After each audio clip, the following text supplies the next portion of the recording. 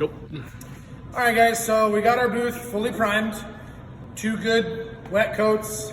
We baked it for at 140 degrees for 20 minutes, which is what the P sheet says. When we do that, we need to let the panel cool down and kind of feel it. Notice you can't dig into it. Your fingernails don't catch. It's not gooey or sticky or soft.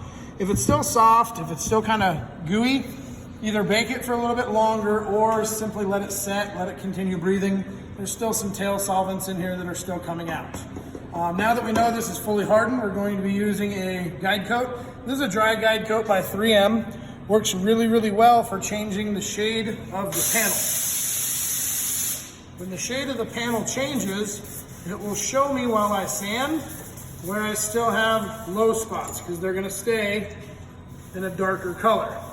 By using this guide coat, I will be able to block sand and finish sand with my DA and see where I still have maybe a little bit of a rough texture on my primer, maybe a little low spot or some highs. It's really gonna help me identify those. You can kind of see where we grabbed it.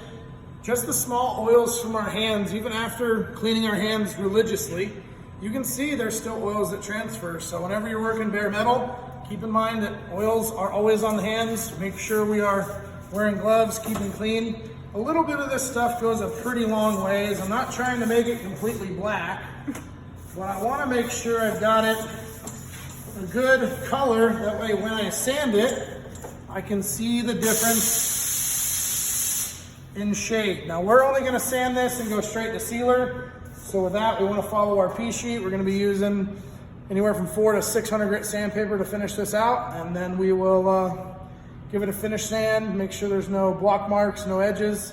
Try not to burn through, and we'll go straight to sealer.